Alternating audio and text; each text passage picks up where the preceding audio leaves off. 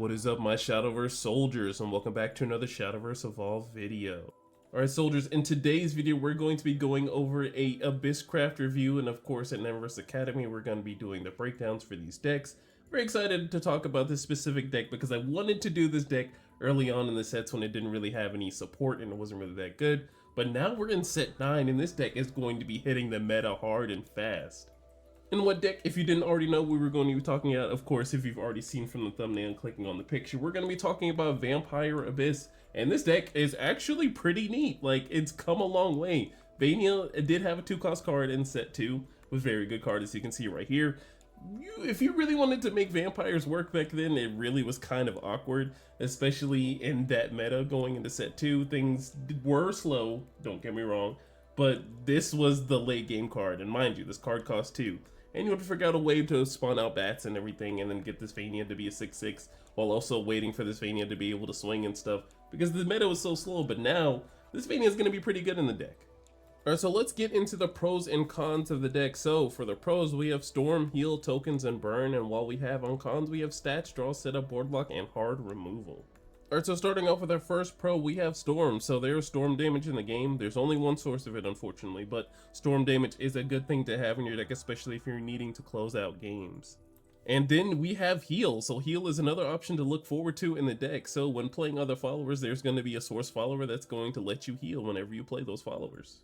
Alright, and the next pro is Token. So if you are a big token head or token fanatic, this is the deck to be playing. Just like Fairy Forest, you're going to be putting tokens on the field. They're going to be getting buffs and whatnot, and however you want them to. But this is definitely going to be a token-eccentric deck. And then the last pro we have is Burn. So it's one thing to, have some interaction with the Storm damage, but there is no interaction when it comes to Burn damage. So you're going to be playing cards, and your opponent's going to be losing life. And then on the other hand, we have cons. So we have Stats. So even though we have followers on the field, they are not going to be very big. And then when they do get a little bit bigger, that's, later on in the game and whatnot. But the stats on the followers that you're going to be playing on, like the tokens and the stuff in the setup, they can be easily removed with like 4 damage and stuff. Alright, and then we have Draw in the deck. So the deck draws adequately. I will say the deck draws adequately. But if you have a bricky hand, like all decks do, and you don't really see a draw engine to dig a little deeper into your deck, you're not going to be having a very good time. Alright, and the next thing is setup. So I do want to get into a conversation a little bit, everyone, with how I say setup in almost every Neververse Academy video or episode, however you want to see it. So setting up can really definitely lose you the match, or just put you in a really bad spot. So let's say we're playing vampires and we put out all of our tokens onto the field. We don't have a very big hand size, of course, because our deck is one of the cons that we don't draw too much if we don't see our draw cards, of course. And we set up for an entire big plan with a Vania, and our opponent then boards wipes, and we're left with nothing. So setting up can definitely put you in a bad spot, especially if you're not paying attention, you're not knowing what's going on with your opponent's hand, what's on the opponent's board, and setting up can really put you in a bad spot. Alright, and the next con is board lock. So the one thing with tokens and, putting tokens onto the field, if your opponent does not answer them, because with the first con that we have, their stats aren't very big, and they can get a little out of hand if left unchecked, of course, but we are board locked, so having a whole bunch of vampire bats onto the field can really put us in a weird position, like already having those 3 slots of vampire bats on the field, and then we got to figure out what we're going to do with them. Yes, there's cards to get rid of them to help us draw, but you do have to realize we're giving up something to, gain some more knowledge into digging deeper into our deck, or stuff like that. But the board lock can put you in weird positions if you don't draw cards that get rid of the cards off the field and stuff like that. So you'll be like, oh, okay, I have 5 force bat tokens on the field and I cannot do anything. Alrighty, and the last con we have is hard removal. So our opponent has survived the storm, they've survived the heal, and they survived the burn. And here it is, they are boss monster. They're putting out the 10/10 Israfil and they are swinging at you. That's the biggest boss monster generic that I can think of right now. But they are swinging with their Israfil. What can you do? Well, you're going to have to swing a lot of followers into that, or you're probably going to have to scoop, because there's no hard removal naturally to the vampire's engine. Of course, we have neutral cards that can help us with the hard removal, but naturally the deck lacks the hard removal. Alright, enough about the pros and cons, let's talk about our legendary. So we have Vania Nightshade Vampire. So she's 3 cost 3/3. You can evolve from 1 into Vania Kind Queen, or you can evolve her for an extra 3 play points into Vania Blood Queen. You can only activate this if there are 5 vampire cards in your cemetery. When she comes into play, put a Force Bat token into your EX area. And looking at the Vania Kind Queen, so she is a 4/4 on evolve, you draw a card to discard a card, and while this card is on your field, any Force Bat you play costs 1 less. And whenever Force Bat is put onto your field, you give your leader +1 defense. And then looking at the ult version of Vania, the Blood Queen, so she turns into a 6/6 with Storm, and while this card is on your field, any Force Bat you play still costs 1 less, and whenever Force Bat is put onto your field, you select the enemy following the field and deal it 3 damage. And alright, this is the legendary in its full form. So when going for the mid game, you want to go for the Vania Kind Queen to go ahead and, draw a card and discard a card. Being one of the cards that you discard, being a vampire card for the later game stuff that we're going to need, of course. But you really want to go for this play when you have a nice sizable EX area with Force Bats. So you can at least heal 3, heal 2, recover some of the damage that your opponent might be doing a little bit lower to the ground, because they might be able to match your freak in the early game. And while the Vania Kind Queen is very good at healing you, I will say the Vania Blood Queen is good for dealing with your opponent. So you can go ahead and swing some 6 damage, you can play Force Bats onto the field and deal with your opponent's board if you need to. But if they have a really big follower, concentrating into one follower might be really hard. Like we said in the cons, of course, hard removal is something this deck's not very good at. But being able to deal with your opponent's board with they're a little bit lower to the ground in terms of like spawning out stuff, I think the Vania Kind Queen will really help out. Alright, so let's talk about how we're going to put out these Force Bats onto the field. So we have some old cards and then we have some new cards here. And of course, these aren't all the Force Bat spawn cards, but these are some of the ones that you should really focus on. So the first one is Summon Bloodkin, a card as old as time, honestly, a card from the starter deck. So, Summon Bloodkin, a 1-cost spell card that summons a Force Bat token, and then puts a Force Bat token into your EX area. So essentially, the fairy circle of Force Bats, so putting a Force Bat onto the field is pretty nice too, while also getting one into your EX area to help with the Vania Kind Queen if you need to in the later on turns. Alright, and then next up we have Vampiric Fortress. It's a 1-cost amulet. You look at the top 3 cards of your deck, you may reveal a vampire card from among them, add it to your hand, put the remaining cards on the bottom of your deck in any order. You can also spend 1 to engage this card and put it to your cemetery, and then you summon a Force Bat token.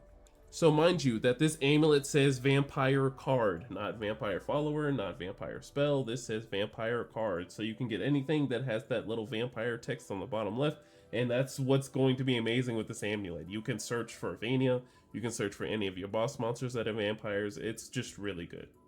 And here's another card that you're going to want to search off of Vampiric Fortress, is Unleash the Nightmare. So it's a 4-cost spell. This card costs 1 less to play. If there's a vampire card on your field, you summon 3 Force Bat tokens and you draw 2 cards. Alright, so I personally enjoy Unleash the Nightmare because if you're not plussing, then you're negging in a way. So whenever we play a card like Summon Bloodkin, we're negging 1 card out of our hand, but we're turning cards that are going to be followers into followers in the EX area and on field.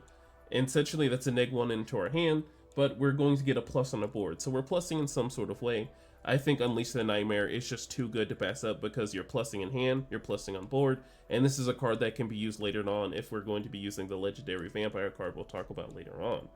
And then lastly, we have our new card, Gift for Bloodkin. So it's a 2-cost spell. This card costs 2 less to play if there's at least 5 vampire cards in your cemetery. You summon 2 Force Bat tokens, and if there's a follower with Vania in its name in your cemetery, you draw a card. So another card that's kind of like Unleash the Nightmare, it's just you don't draw 2 and you don't get 3 Force Bat tokens, but instead you get 2, and then it's free if you have at least 5 vampire cards in your cemetery, which you should since this deck is very tribal. And then on top of that, if you have Vania in your cemetery, which you've already probably used, or if you want to use with the Vania Kind Queen, and then drawing a card and then discarding a Vania out of your hand that you're not going to be using, which you can potentially get back later on in the game, you can go ahead and use this ability, being able to draw a card and then summon 2 Force Bats. Alright, next let's talk about our vampire followers, the ones that are a little bit lower to the ground. And now that I've noticed that these vampires all kind of have like the same little pose going on here, even the Vania. Alright, and starting off with the first card, we have Raven Noontide Vampire. So she's a 1-cost 1/2. When she comes into play, you put a Force Bat token into your EX area, and 1 on each of your turns. When a Force Bat is put onto your field, you give your leader +1 defense. So of course, a little bit of a lesser ability like Vania Kind Queen, but of course for a 1-cost, that's not bad. And also you put a Force Bat token into your EX area that you can set up for later. And then next up we have Raven Midnight Vampire. So she's a 1-cost 2/1, and when she comes into play, she also puts a Force Bat token into your EX area. But once on each of your turns when a Force Bat token is put onto your field, you deal 1 damage to each enemy leader. Now this can definitely help to start pinging your opponent down, and especially if they're able to leave this Raven alone, you gotta realize that she swings for 2. And then we have Raven Eventide Vampire, so she's 2-cost 1/1. You can bury a Force Bat, and then you choose one of the following. You can 1, select the enemy following the field, deal it 4 damage and draw a card, or 2, deal 2 damage to each enemy leader, and then give your leader +2 defense and draw a card. Now this is going to be the card that most people are going to focus, because they do not want you to plus in any way, shape, or form. If they're going to be playing Shadowverse traditionally, this card is going to get dealt with fast. So go ahead and make sure when playing this card, you are able to use her effect immediately. And then lastly, we have Vania Vampire Princess. So of course we know about this old vampire card. She's been around since set 2. She wasn't really being able to use in the past, but good oh gracious is she usable now, because 6/6 and a 2-cost card is very scary. And then getting into her abilities, of course, she's a 2-cost 2/2, and you give this follower +X+X. X equals the number of Force Bat tokens on your field. You can also spend 1 to activate by putting a Force Bat token from your field into its owner's cemetery. Select the enemy following the field and deal it 3 damage, and then 1 to its leader. I think this is another good mid-game card, honestly, because you spend 2, you can get a big 6/6 on board from the other turns that you've played. You can swing with the bats that you've already, had that's like stale if you need to. Go ahead and use those bats to get extra damage out and then deal with your opponent's board. I think this card is just very good. Alright, and I do want to give an honorable mention to these vampires that are lost but not forgotten. So these are the cards that are not going to be able to really fit into the deck, but if you want to have more fun with Shadowverse Evolve, here are some vampire cards that you can definitely play around with and have a different build or a different outlook of it. But these are some cards that you can look at that are also vampires that can help out your deck. Alright, so let's talk about buffs. Alright, so it's going to be one thing if you're playing these Force Bats, and you should already know these Force Bat tokens are 1/1s. They're not very big. Of course, they aren't going to get any bigger unless we use these cards. And starting off with our first card, we have Precious Bloodfang. So you choose one of the following. You can either 1, summon X Force Bat tokens, X equals the number of enemy cards on the field, or 2, give each Force Bat token on the field +1/+1. So it's very good that this card has a good application in both sense. If you're lacking the Force Bats, you can spawn the Force Bats onto your field. And if you already have the Force Bats onto the field and they're able to swing, you can go ahead and give them a buff. All the Force Bat tokens onto your field, give that +1/+1. Alright, and the next card we have is Last Daylight, a card that came out of Idolmaster. It's a 2-cost spell. You select the enemy follower on the field and deal it 3 damage, and then you give +1 to each follower that costs 1 on your field. So good reminder that it says followers that cost 1, so your Ravens are going to be swinging for that extra damage on top of your Force Bats. And then next up we have Old Blood King, so it's a 3-cost 5/5 evolved, and on evolve you give each Force Bat on your field +1 attack, and while this card on your field, each Force Bat on your field has Rush and Assail. Alright, and the Old Blood King has 2 applications. Giving all those Force Bats Rush and Assail is very good, especially if your opponent's going to keep a card upright. Go ahead and start swinging at it and deal with it. And if it's not one of those cards that you want to deal with, you can swing for more damage. Whatever you need to do, Old Blood King has it because he gives those Force Bats Rush and Assail. Alright, so let's talk about the late game, or the boss monsters, however you want to categorize this right here. But this is the late game that we'll be looking to with those bigger play points. Alright, looking at our first card, Dark Feast Bat, so it's a 6-cost 4/4. When it comes in play, select the enemy following the field and deal 4 damage to it and its leader. And if Sanguine is active for you, recover 3 play points. Now, you're not going to see this card in traditional vampire lists and of course and whatnot, but what I encourage all my viewers and subscribers to think about is Shadowverse doesn't have to always be competitive. We can think about different ways to build this deck and different ways to incorporate different things and scenarios. So if you want to build a Sanguine vampire deck, I highly encourage you, because, being able to play this for free off of the next card we're going to talk about is something that can really come up in certain situations. And the next card we are going to be talking about is Kudlok, so he's a 7-cost 4/6. When he comes into play, select 2 vampire cards that cost a total of 6 or less in your cemetery and put them into your EX area. They cost 0 play points to play this turn. You can also activate to engage this card to select enemy from the field and deal a damage equal to the number of vampire cards on your field. So it's nice that this card can turn into some removal in the late game to help add up to that damage, but dealing only a maximum of 5 damage on turn 7, can hurt sometimes, but with those 2 cards you're able to play, it might really help out. And remind you that it does say 2 vampire cards, so you can get vampire spells out of your cemetery too. And even though this last card is not a vampire, Crimson Rose Queen will always be a good boss monster for Abysscraft, especially if you have a lot of 2-cost cards in your hand. So in this deck, there are a lot of cards that are 2-cost. So you have the Vania, that's a 2-cost. You have the Precious Blood Fangs, that's a 2-cost. You have the Whispers of a Dream, if you're using that in your deck, of course. And lots of other applications of the 2-cost cards in the Vampire deck that you can use to go ahead and get this ability off. Alright, so let's talk removal. So the one thing this deck does lack, of course, is the hard removal. But we have applications in Abysscraft that can really help us, that really do help in removal, and some neutral cards that we got in the set that'll just really stop opponents' game plans. So looking at our first card, we have Whispers of a Dream, just very good to use in our opponent's applications, especially if we're going to be going into a meta where Earthright's a thing. This card shuts down Riley, especially after they spend 6, so keeping those 2 play points up can really help.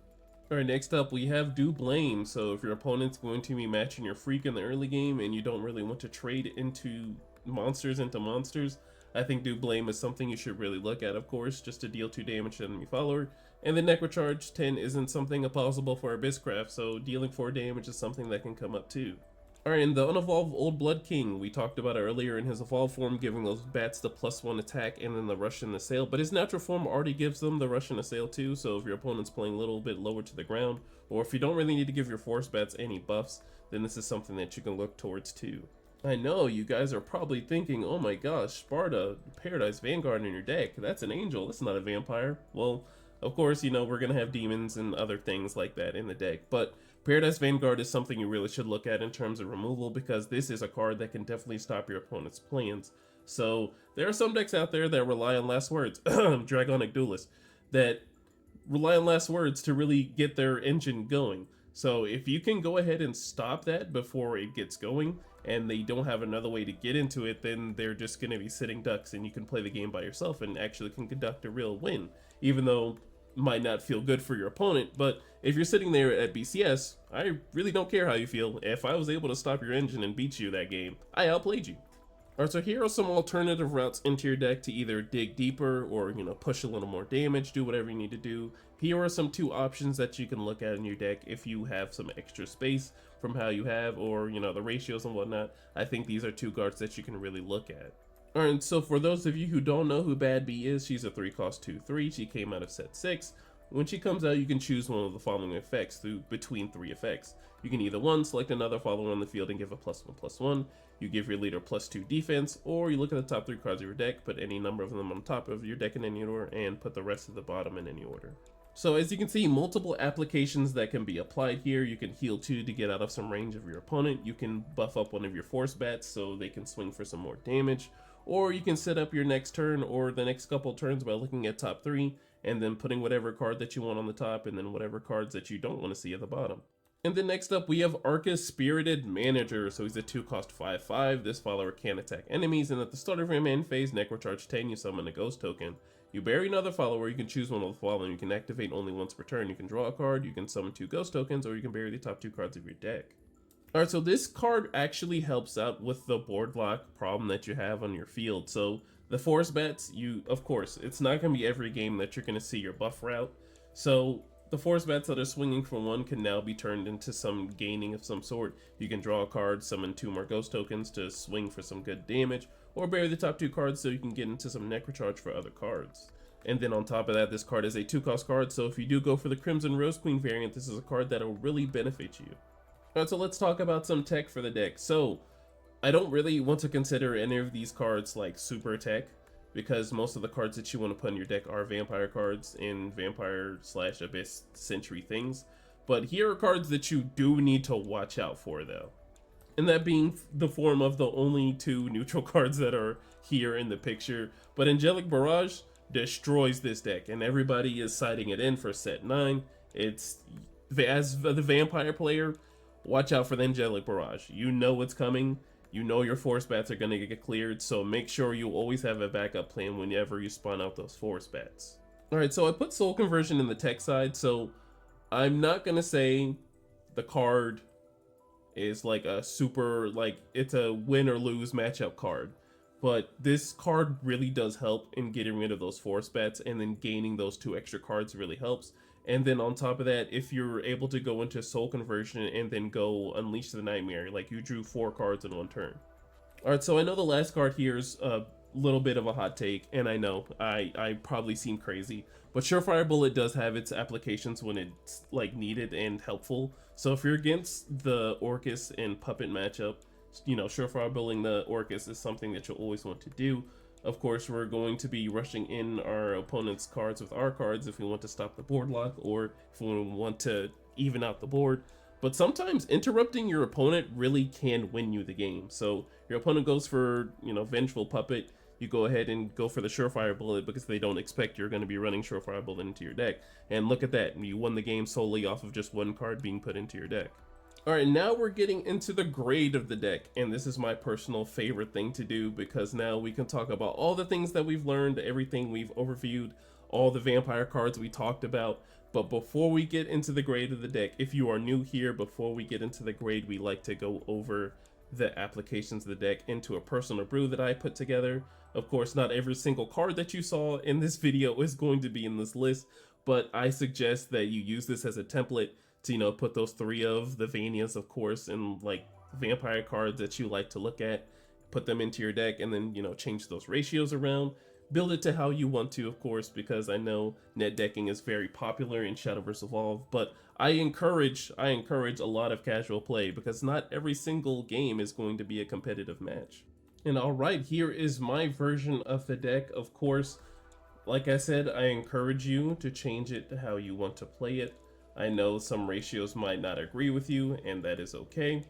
I definitely would include more Precious Bloodfangs into the list if you're lacking in the force bat spawning and whatnot, but this is how I have it built, and this is what I played with when the set first came out, and I really enjoyed it on the client, but I highly suggest you to build it how you want to.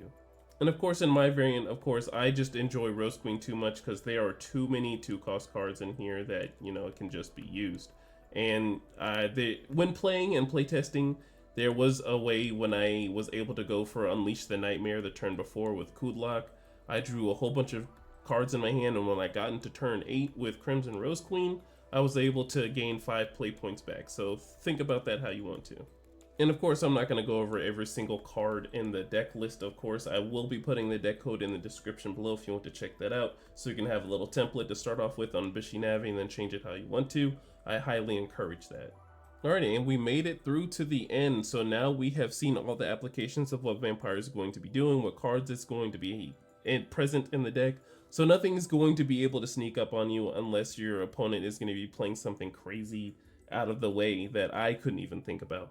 So if there was something that I missed, let me know in the comment section below. You know, I will be free to answer any questions that you guys have.